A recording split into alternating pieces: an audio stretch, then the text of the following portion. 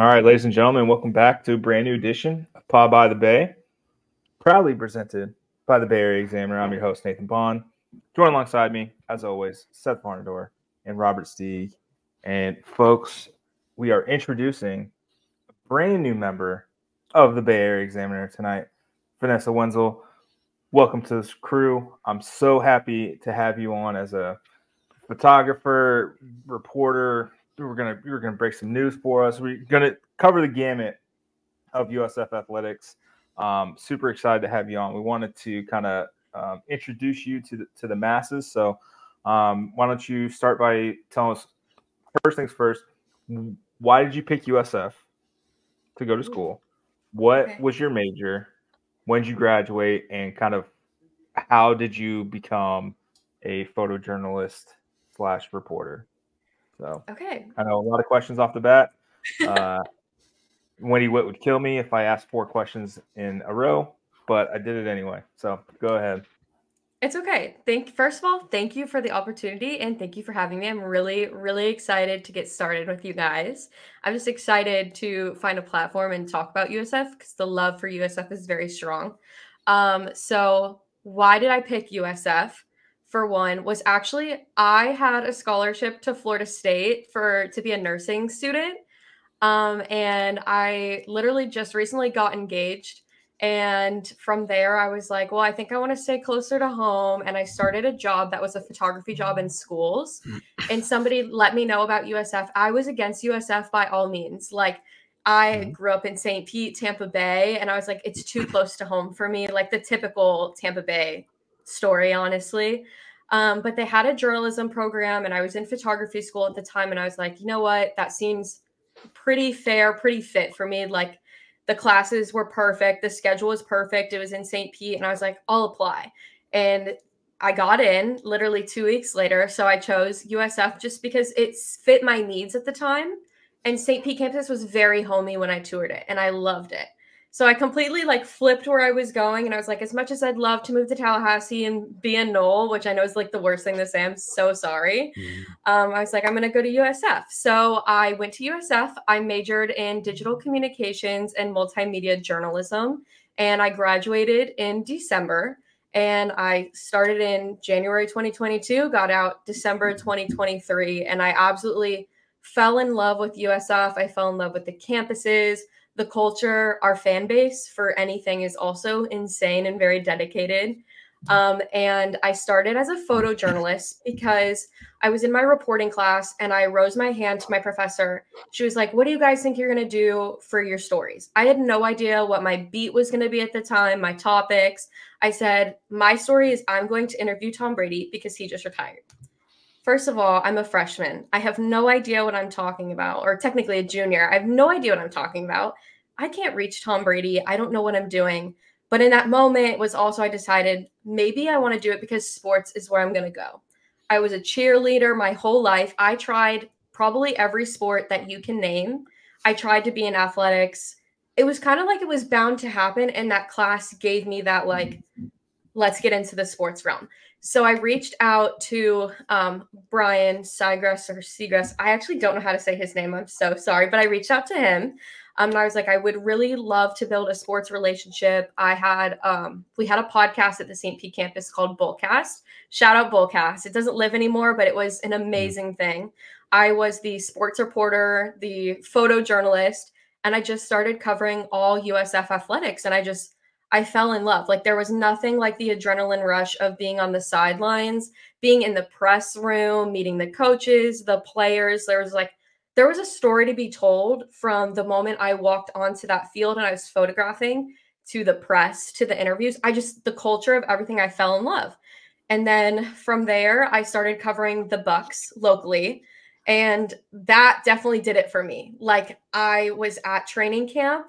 I asked a question to Baker Mayfield.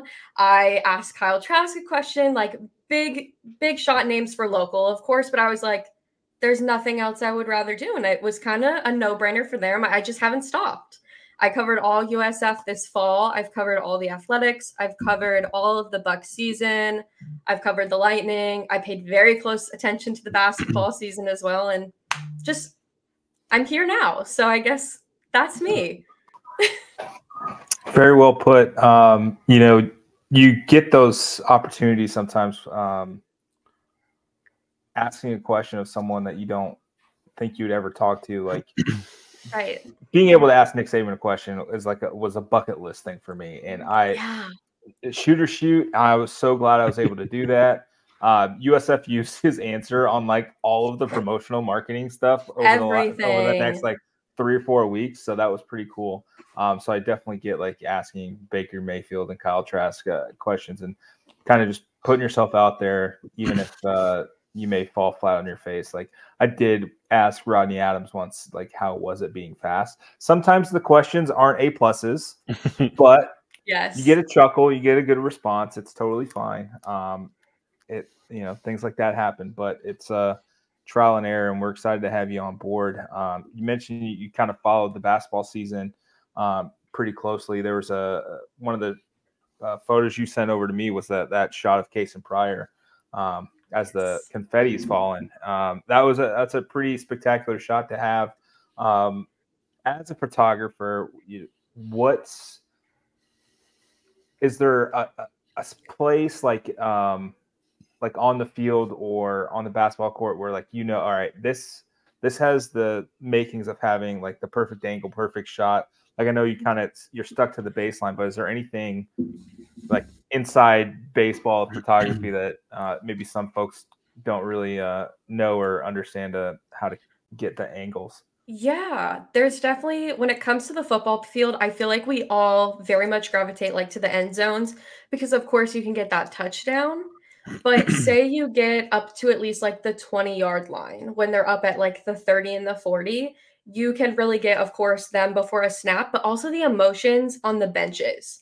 Like it's a secret little spot. A lot of like you'll go over there and there's maybe 1 or 2 people, but you can get the emotions of the players after a play, the emotions of the coaches. That's one of my favorite places I've found. And then courtside, we actually got assigned spots, so we had no choice other than to be up by the USF bench. And we were right, like literally right the last 2 spots to that corner before you go up to press row.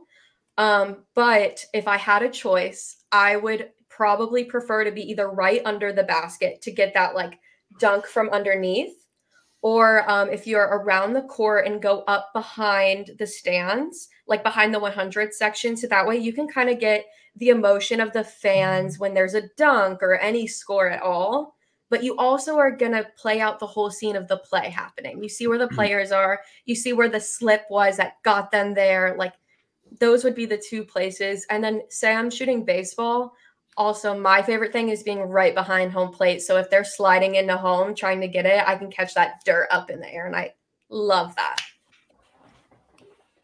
Yeah, I got to say, from the photography side of things, I never had to worry about assigned spots when I was shooting because I was one of like 7 people total, including the USF bench. And so I was like, I had free reign on the side of the court. So hearing that they have assigned spots now is hilarious to me. Yeah, we have like there's 5 on the USF side, and then there's 5 more on the other side, and then on the away side, I would say there's also like 5 more on one side, and then there's 2 like USF advantage spots now. And then you can't go in the corners anymore. Like we used to be able to go in the corners. And then even some of the stand spots are assigned now, which I think it's because there's just an uptick in obviously USF media, but uptick in what seems to be sports photographers. Because even when I started, I was like one of maybe 2 or 3 for USF also. Yeah, well, I guess when you start being good at the thing that your university is supposed to be known for, it's going to bring more people out. So that's really exciting stuff. I know you covered football extensively. Was there a game or a moment that kind of stuck out to you as you were covering football season this past year? Okay, so there's a few. I would say when it came to USF, I actually have like a moment that stuck out to me. You might have even been in the press conference. It was an Alabama press conference where I actually asked Coach Golish. It only sticks out to me because it made me work harder. Where I asked Golish if they would have started their actual starting QB at the time, if it would have been maybe a fair fight to see where USF performs right now. if that would have been better for him. I didn't word it right in the moment, and I couldn't think of how to reword it, but that sticks out to me because it made me think, okay, did I do my homework? Yes, I did. Am I sure I did my homework? I have to be. I'm 100%. I'm one of 3 women in the room. So like, I have to make sure I know my stuff. I know it's a different point of view for a lot of people, but as a woman, like, you have to do 110% more work because most men look at me and say, you're just a girl kind of like clout following sports. No, I'm fully invested in this. So that was a moment that was like, okay, you're doing the right thing. You did your homework. Coach didn't understand your question, but next time be 110%. So that stuck out for me. Also, it was an Alabama game. The stadium was packed. I'd never experienced anything like that. And then when we found out that we were going to the bowl game, that was a huge game for me because it was like my last one. A lot of people knew me on the sidelines. Like, it started to really feel like home, and it just set in that it was bittersweet of my last covering game. But also, like, we're going to a bowl game. So after the game, all the players were rushing the field. The emotions were high. The adrenaline was high. Like, everybody wanted to be, somebody in that moment. Somebody wanted a photo. Somebody wanted a video. So the opportunity for photojournalism was there for every emotion. That was one of my things. And then covering NFL season, I would say, was obviously, I mentioned it before in one of my chats, but covering Jason Kelce's last game and watching him cry off the field was one of the first moments that I was like, I'm covering history. And it's an amazing, amazing thing, but also very emotional. And I get to be a part of history, and that was really cool. I'm able to tell this story, so somebody asked me in the future, how was Jason Kelce's last game? What was his emotions like? I have that story to tell. I have that visual to tell. And so that's what really has stuck out with me so far. What's your favorite thing to cover sports wise? Do you have a favorite sport? Is it football? It seems like we're getting a lot of football for it. I love football. I love covering football. I was a football cheerleader growing up, so I kind of only know like the Friday, Saturday, Sunday night lights. And then I just started getting the love for basketball because it's so fast. Yeah. I mean, honestly, if Alabama had started the right quarterback, I don't think that game would have been as close. So maybe See, quite possibly quite possibly you're onto something. I don't think I think USF probably lucked out. But we'll leave it as such. That one hurt. Totally understandable. Again, how's it like being fast? I've asked that to 2 people. Second time I kind of prefaced it and did say, hey, this is a very stupid question. So he took it in stride. You kind of mentioned basketball. Wanted to kind of shift gears a little bit. We're actually going to talk some USF basketball transfers. So Steeg, there's been some news over the last week or so since we've last chatted. How's USF been in the portal? Fine. They're being cautious and smart throughout their transfer portal process.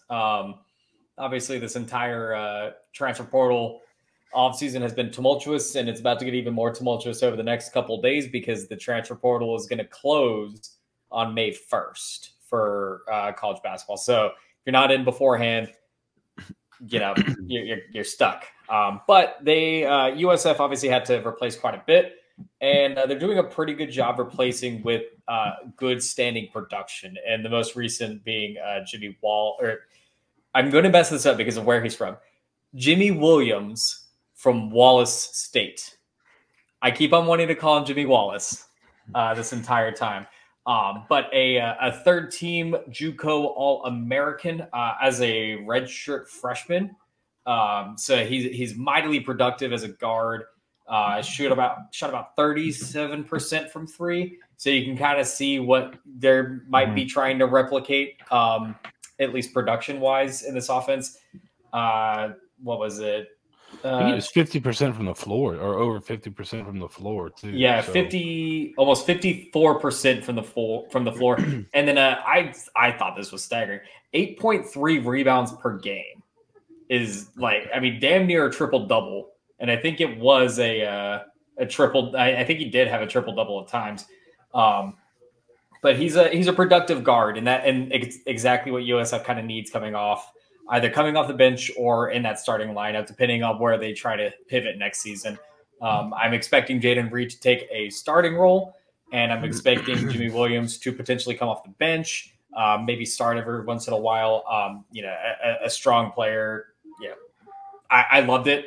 The second that he showed interest and I looked up his stats, I was like, all right, we got to lock this guy down because he's either going to end up at USF or he's going to somehow end up at like UAB and like hit like 10 threes against us one game and just destroy my soul. So very happy with that production pickup.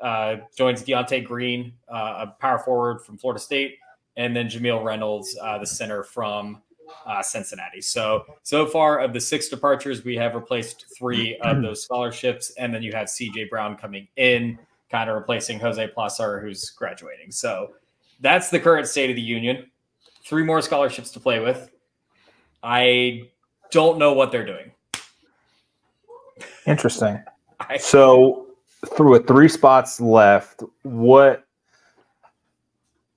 still have Corey Walker, right? Mm-hmm. You expect Daniel Taloba. I probably butchered his name. You'd expect him to play. You'd expect him to take at least a jump, right? Yeah. Probably another center power forward combo somewhere, I think, in that area. And then like a Sam Hines-esque kind of person who knows how to dribble would be pretty clutch. And like a small forward shooting guard kind of hybrid. I think the point guard's pretty set. Maybe a third one just for fun. But I would expect kind of one at each level. I don't think they're going to double up on anything. There's one guy that I don't really know the optics of, how the interest level is. I'm sure we're going to find out by the end of the weekend, since that's when they normally do these visits. But he's another JUCO forward. He's like 6'9". His name's Wilhelm Boding. He's from Sweden originally, but then he was playing at Vincennes University. He's like the only other guy that like I've seen them kind of like show a bit of interest in over the last week and a half. I think they might just close. So they might grab him, maybe is what I'm thinking. And then the last 2 spots, they might go high school. There's some, I've heard how Amir is recruiting and treating this transfer portal.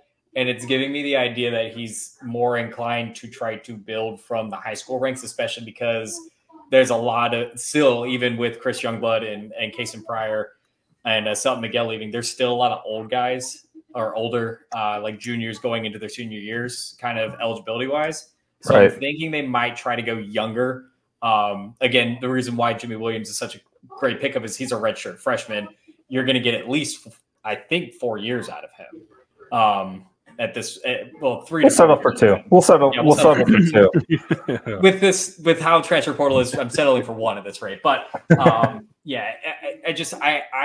gearing towards him liking the idea of grabbing some guys from high school, especially because everyone's eyes are on the portal right now and everyone's looking at it. You might be able to snag like a high 3-star who maybe had an offer from like Ole Miss that they backed off, or something along those lines because they got too much eye candy in the portal. So that's what I'm looking at. I don't expect another big splash, but I'm expecting some good production at least from the bench for these remaining 3 scholarships. I would think they need to get a stretch 4 of some type, right? Like they've got to have somebody, a forward that can shoot some threes, because Green is not that guy. I think he's attempted like less than 30 his entire career. Mm-hmm. He's not going to be a 3-point shooter, which it seemed like last year if they could have gotten a guy that could stretch the floor a little bit from that 4 spot, that would really help them. Pryor, it was kind of functionally that guy once he started to shoot a little bit better at the second half of the year, but Stroud was not that guy last year. Maybe if he's better this year, maybe it can be him, but it wasn't a great outside shooter last year. He did other things really well, but I think to me that would be something that would help them immensely, even if it's a guy that comes off the bench, but open up the floor a little bit for some of your guards. Yep. Yeah. That's where I'm like, I don't know what they're doing, because I mean, with Jameel Reynolds and Daniel Tobiloba, I think they might try to go like 3 guard, 1 forward, 1 center. But I right. He finds a way to put the most productive 5 on the floor at any particular time. So just go 5 guards, really. Who cares? Have fun. Yeah. The interesting thing that happened last year was for the majority of the season until like Sam Hines got the day he broke his nose, and I can't even remember the dude's name. He transferred out. He played like 3 minutes. Like that was like, I think it was in the conference tournament. At almost every single point of the game, there's always like 5 guys who could actually score a basket. And I think he wants you've got to be able to kind of replace that, especially in basketball today. Like you cannot play 4-on-5 offensively anymore. It's such an absolute killer. Like even when Sam was out there, it's like, all right, he'll like muscle up a couple of rebounds and get an offensive, rebound and put in a layup. He's not going to beat you off the dribble or anything like that. It's kind of same with Kobe, but Kobe could at least hit a couple outside shots. I think getting that out of it, getting that kind of production out of the newcomers would be great. And then finding whoever the next vocal leader of this team is going to be outside. You can replace the production of Chris Youngblood by kind of spreading it out, Moneyball style, but replacing what he brought intangibly to the team is going to be quite different. I think Jaden Reed is not that guy. I think he is the I'm going to get in your face and I'm going to tell you how good I am kind of guy, and you need that. I don't know who on the team has the calming presence to smile at you while he's eviscerating you for 35. And you always need those silent assassins. So we'll see kind of where that goes. Hell Next up, football transfers. Was some news on what day is today? Thursday. God, my days are running together. Thursday, Kendall Dennis finally entered the transfer portal. I think the overarching theme with this portal, the guys who left, they don't. There hasn't been anybody they wanted to keep. No. Or were desperate to keep, rather. No. And I was listening to Split Zone Duo today. They kind of went deep into like Colorado and how all of last year's Louis is leaving, right? And it just kind of keeps bringing back this thought back into my mind. Like, it sounds bad, but USF really hasn't lost anybody of that much importance going into 2024 yet. Obviously, Jaden Alexis going down with a torn ACL as he kind of came on late.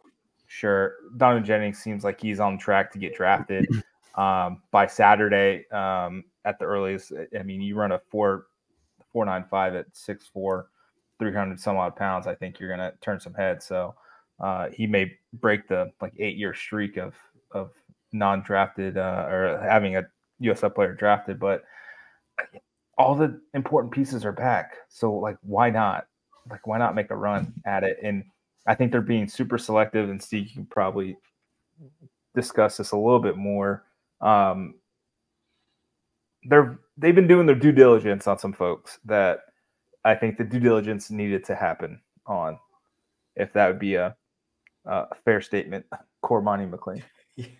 I was about to say we could be more on the notes if we want. Just breathe it out into existence. I mean, every team is doing that though. Like if we're being honest, every team is asking the questions that everyone else has had the burning questions of. Is what went down with the Miami situation, with committing to Colorado. What happened at Colorado, because it wasn't as clean as it appeared, and Deion's comments towards him. Like there's a lot of, pardon the pun, but there's a lot of baggage on that Louis. Like, yes, a lot of baggage, and a lot of teams are like, I'm fine. We don't need that additional baggage and name that goes along with it. Is it fake Louis? Is the question we want to be asking ourselves. It's a very fair question. And when he played for Colorado, it was productive, but as a true freshman, the trouble that he caused on the field, off the field, etc. It gives teams a pause.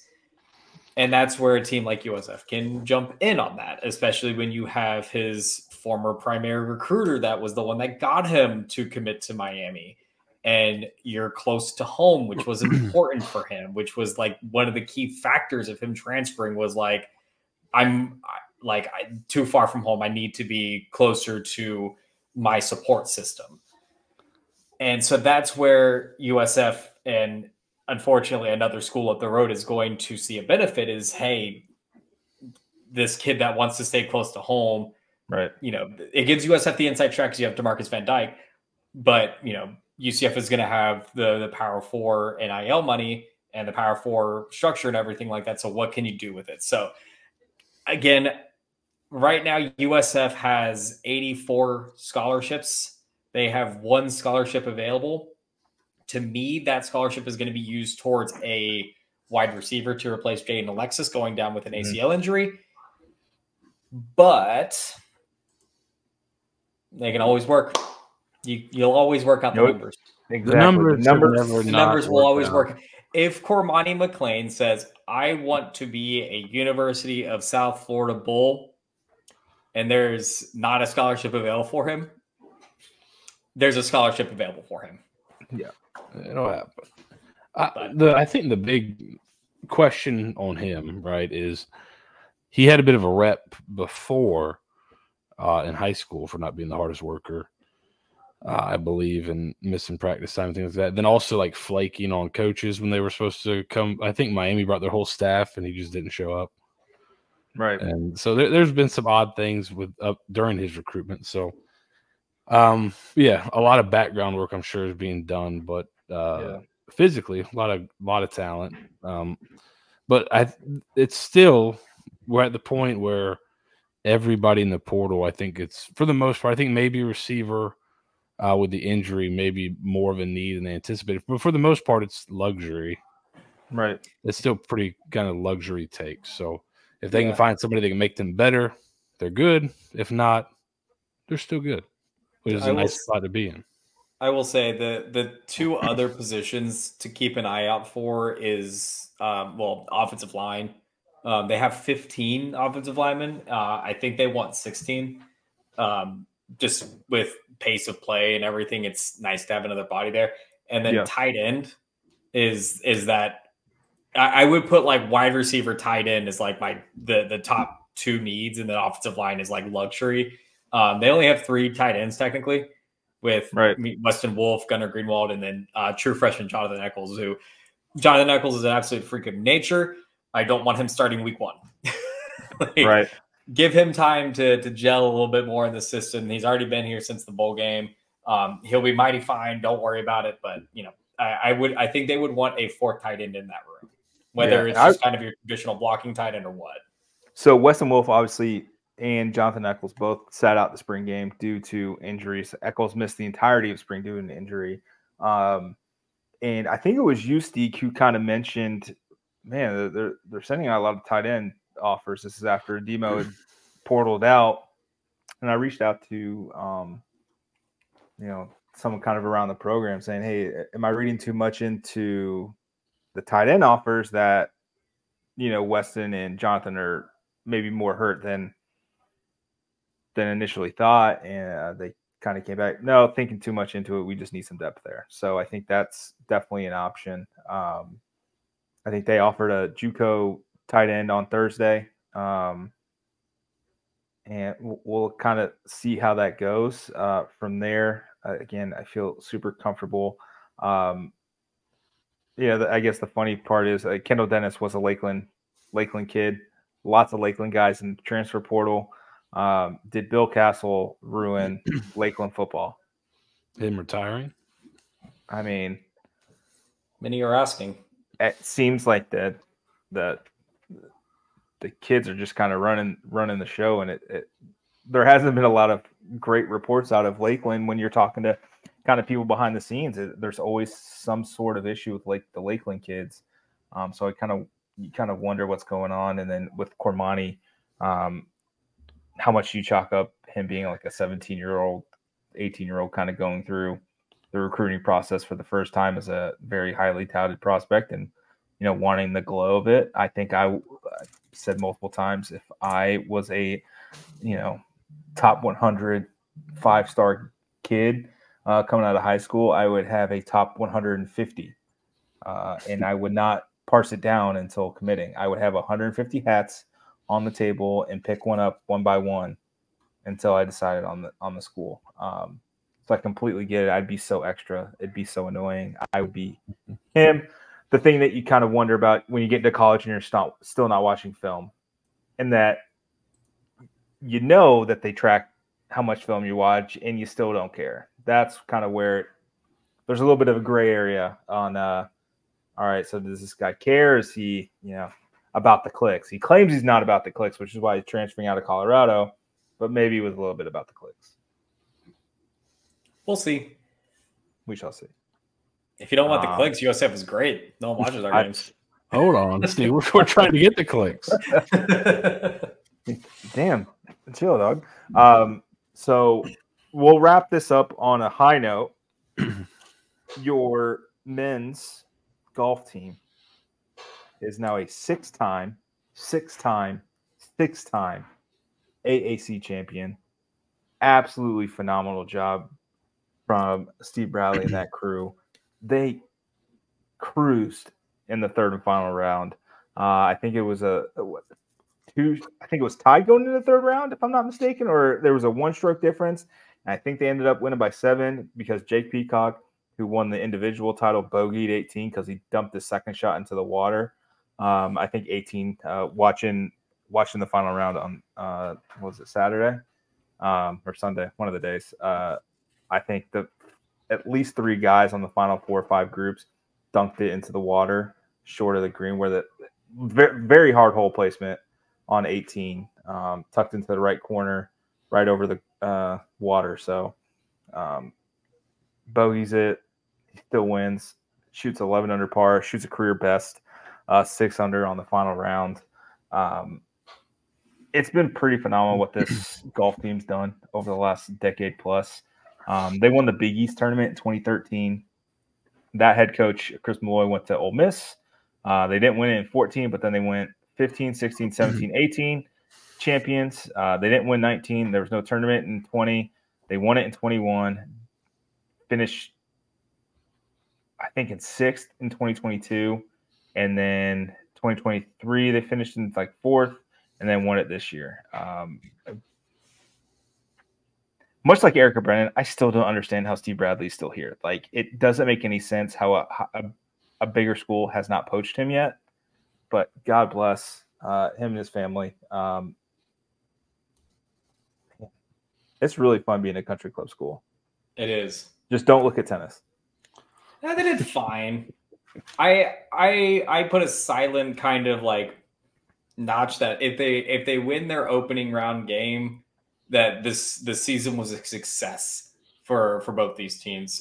Men's tennis needing to get that top 25 recruiting class in, and then women's tennis needing a little bit of turnover.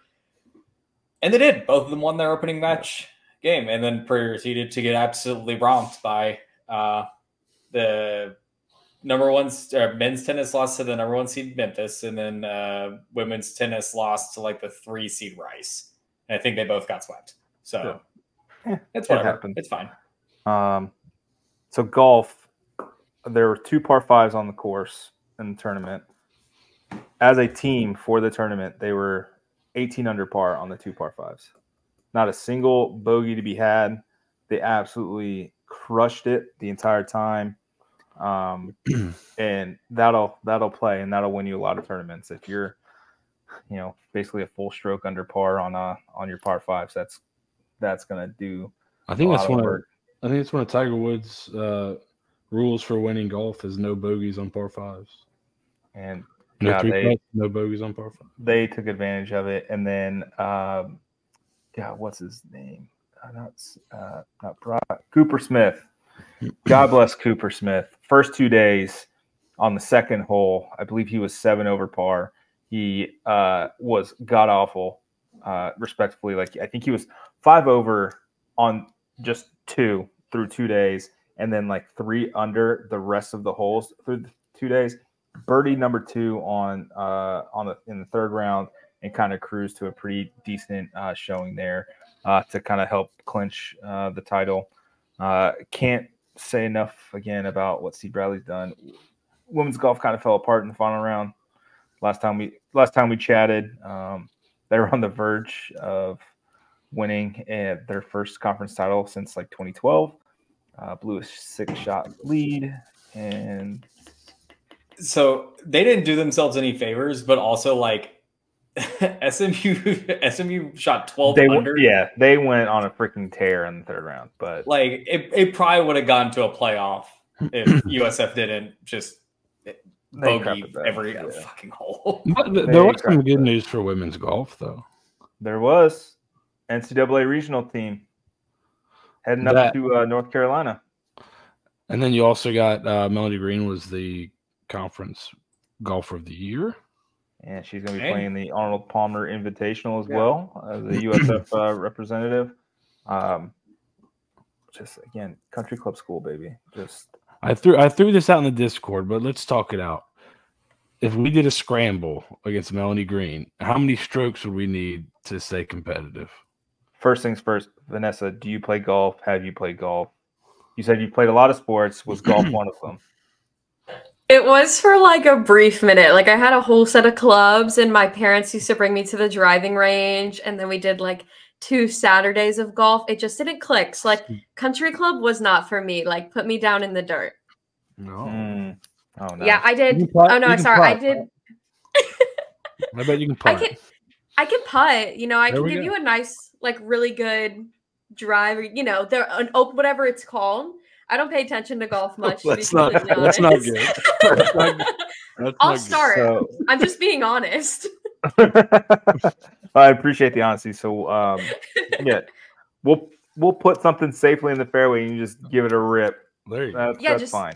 One big rip, I got you. You'll probably be good for the rest. There we go. Absolutely. We'll be totally fine. I'll put it as almost a hole in one. There we go. Love the confidence. That's what I want to see. I said 7 or 8. Like, are we doing a 2-man scramble or are we getting a full 4? No, we need 4. Yeah.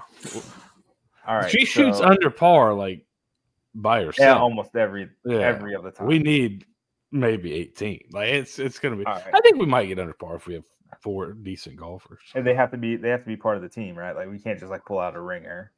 I've got a couple really good friends. I'll hire, like your brother's a good golfer. Yes, too, I'll right? hire. He'll be my assistant for a couple weeks. Just to BA. Yeah, he's pretty good. He's probably like a 4, maybe. He hasn't played that would help. Yeah, that would help. You might get lucky with Vito.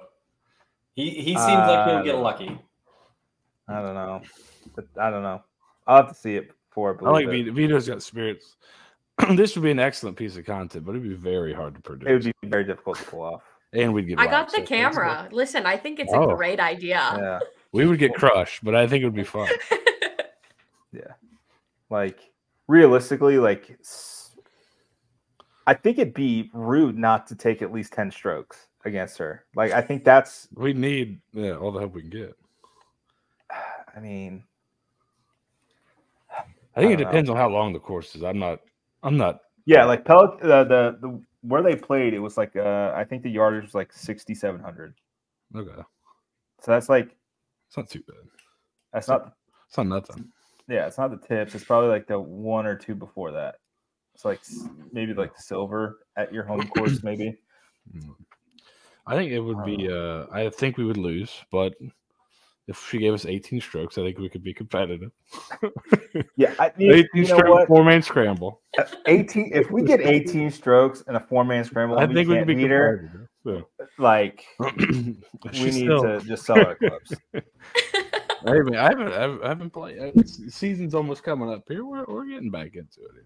I mean, golly.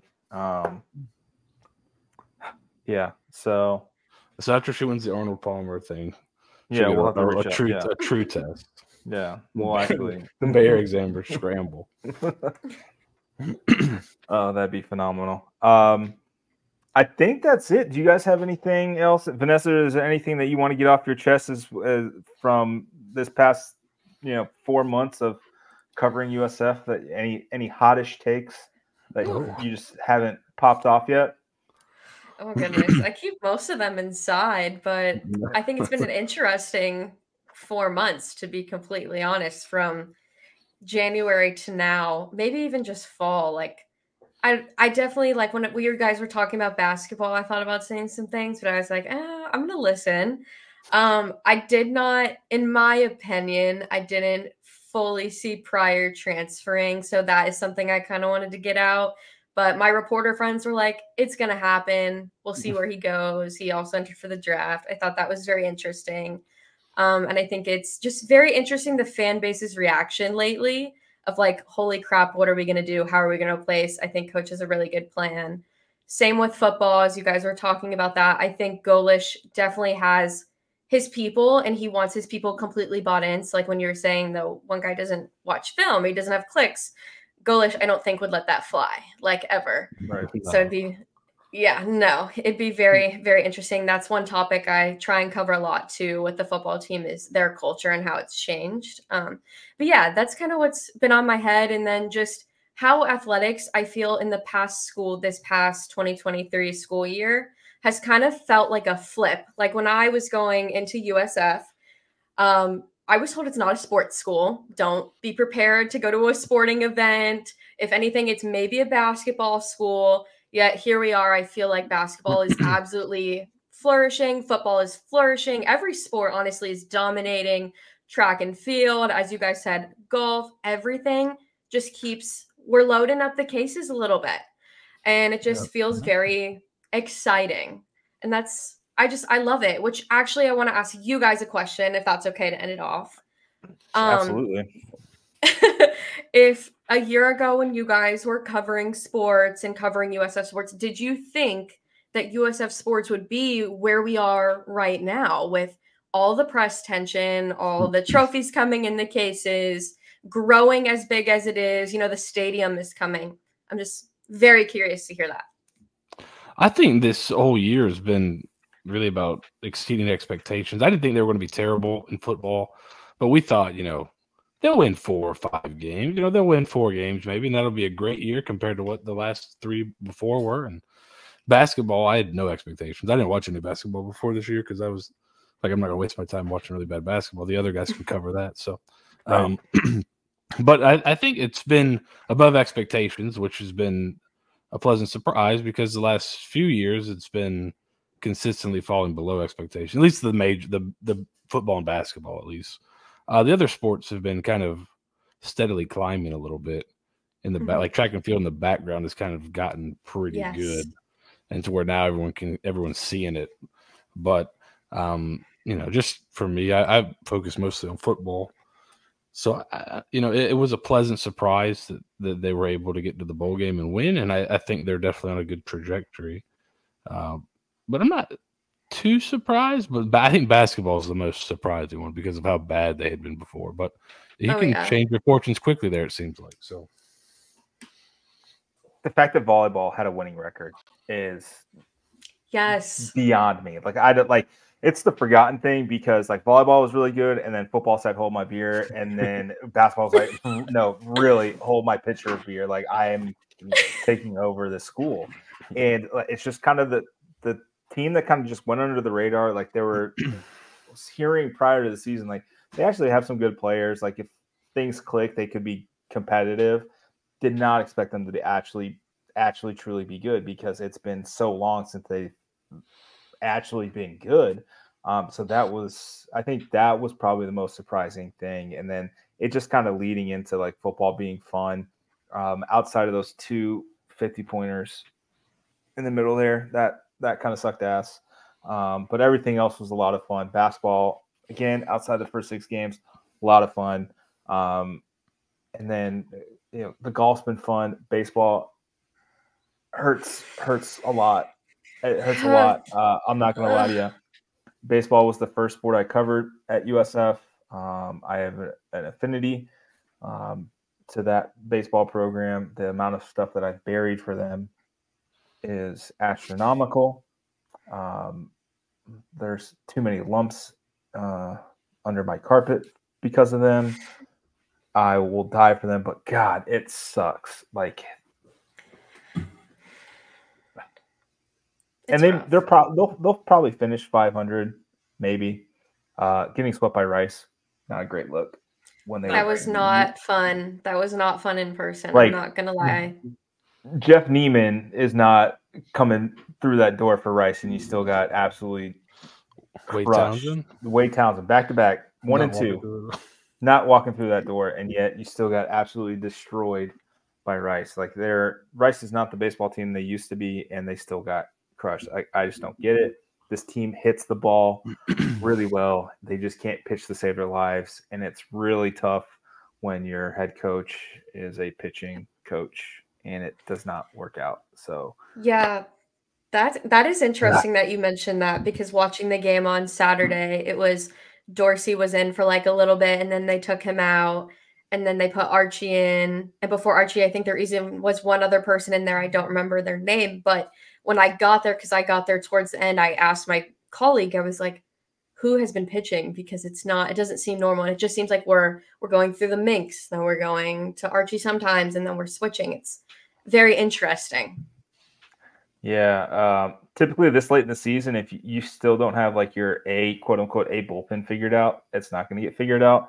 And they have not figured it out. And they're just, I don't think Jack Sieverts lived up to expectations. I don't think Hunter Minks lived up to expectations. I don't know. Yeah, like, I don't know. Like, back to the positives, though. Now I'm just sad. Yeah, no. But sorry. I think going back to the original question, the turnaround. To me, it's the moment it started was the USF UF volleyball game. Going back to volleyball's incredible season that we still continue to recognize. When that went to 5 sets, I remember I messaged the Bay Area, like our moderators Discord. And I finally said what I wanted to say before the season, which was I talked to like 3 different people within USF Athletics, and all 3 of them were like, volleyball is going to be pretty good this year. But I didn't want to say it because I knew if I said it, like, I would look like an idiot for once again. And then they went to 5 against Florida. And I remember I told Colin and Seth and Nate, and I was like, I think volleyball is going to be good this year. Like, I think this is not like UF played bad or anything like that. I think this is like USF actually played well. And then like that kind of like sparked every, like, once we got to like a certain, like the Rice game, for example, for football, the Florida State game for basketball, like you could just kind of feel early in the season that like, oh, this team is different.